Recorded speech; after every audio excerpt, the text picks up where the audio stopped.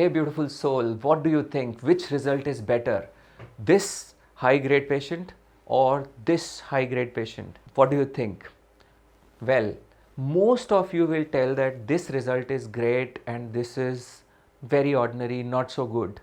But when you watch this video till end, you will realize and understand why this result is better, way better than this result. You will understand this. I am your friend Dr. Shail Gupta, and if you haven't already subscribed the channel, subscribe it and don't forget to press the bell icon to receive all the notifications. So this result apparently looks great because the area is covered, it is more dense, and this result, I mean the growth is not that dense and less area has been covered. If you look at the comments, type of comments, this video is going to attract. Wow, beautiful result, grade 7, wow, only you can do this, you are god of hair transplant, no one can match this, people should learn how to make beautiful hairlines like this. Now, when you see the comments here, maybe people will say, oh, this is not that good result, it is not dense, probably he would have been better not getting a transplant done. But yes, there are few who understand what we have done in this. So you can see it is there, like the result has been a testimony of the principle less is more, where small number of grafts and less medicine has been used and a realistic result has been given to the patient. Majority of you will be impressed by this. You can see long queues behind this clinic, and people in your acquaintance or your friends, they will also be interested because the transition would be drastic. They will be future prospect clients of those clinics, and yes, the clinic will attract more referrals and more patients and more money and more business. No doubt about it. Here only those people who actually understand what we have done, who understand the concepts. But when you move around in society, you don't label there, you don't put a label, oh, less medicine has been used, you won't put a label, oh, less number of grafts have been used. So what people are seeing is selling. But what do you think? Which clinic is good for you? The clinic which just cares about sales, or the clinic which puts your interests above than actual sales? Do you understand this? Let me explain you with examples. Now, in this patient, FUE surgery has been done, a big number has been given, 7,000. 7,000 is a big number, and in many of my videos I have shown this, that this number cannot be extracted through FUE. You can see through this animation also, FUE gives you access to more grafts as compared to FUE. So that's quite obvious that this number has not been done. But still this looks more full. Look at the donor of this patient also, this is like quite compromised. Now if you look at this patient, here we did 5,000 grafts by combining FUT, FUE and some beard grafts. So this is the actual number of grafts which have been done. This probably would be maybe around 3,000 or 3,500, I'm not sure, maybe even less than that. But this is definitely 5,000 plus. So why this 3,000 is looking more dense and more covered as compared to 5,000? What is the secret? So the secret here is this small medicine called finasteride. How does it affect the hair transplant results? There are 5 important ways this medicine can affect your hair transplant results. Number 1, it can increase the thickness of existing miniaturized hair which are present in those areas. So you can see the existing hair have improved, which were miniaturized, which are barely visible. So you get more area coverage. So you get more area coverage. In these pictures, no transplant has been done, but still only finasteride was given and great density he has achieved. Now second is obviously density. Now in this picture again you can see no transplant has been done, but yes, because of medicine the hair looks so dense, and grade 7 it is not possible to fill because there are almost 70,000 hair which you need to fill.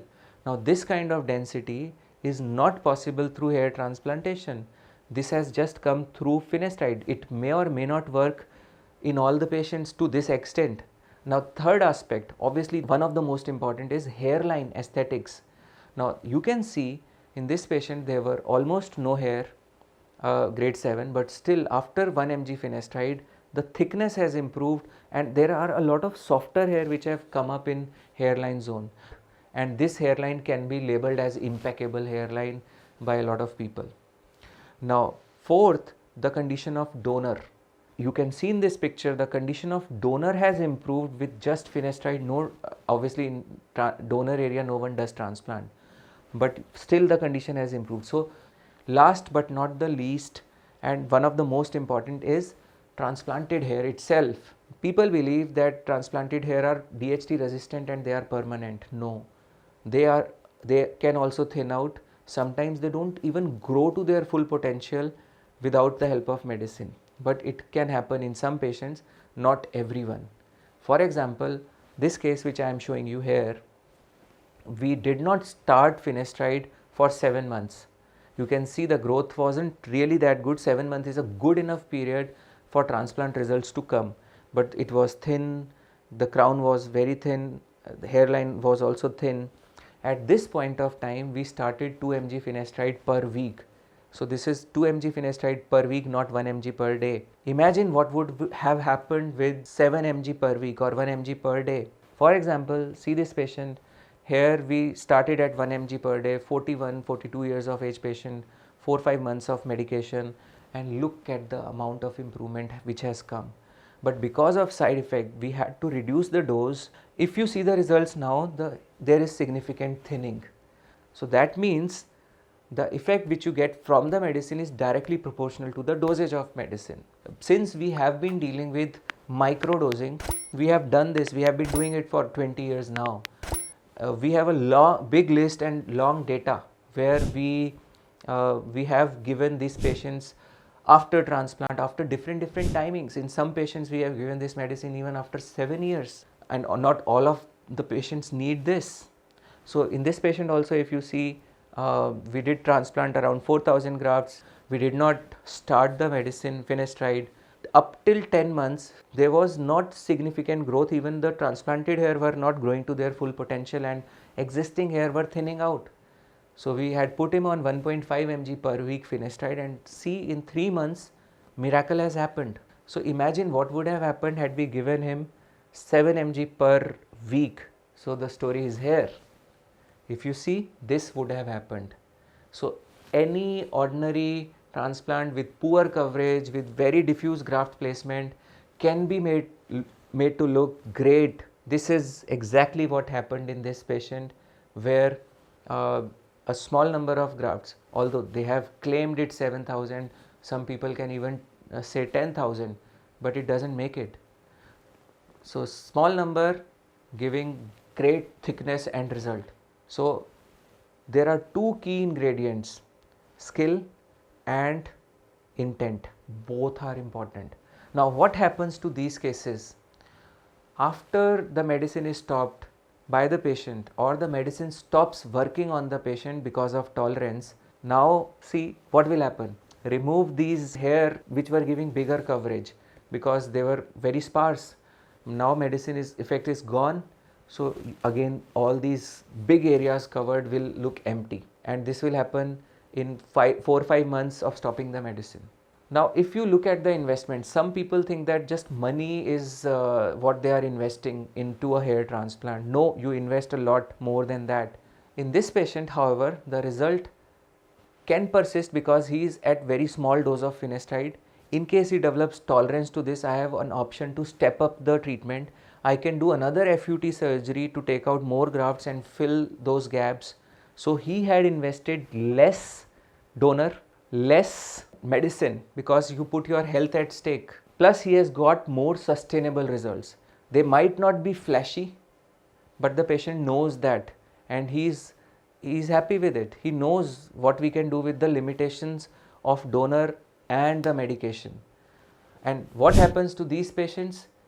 Everything is gone now, and they don't have donor, they don't have the option of medicine. Now too much tolerance has happened, and they don't have those hair either.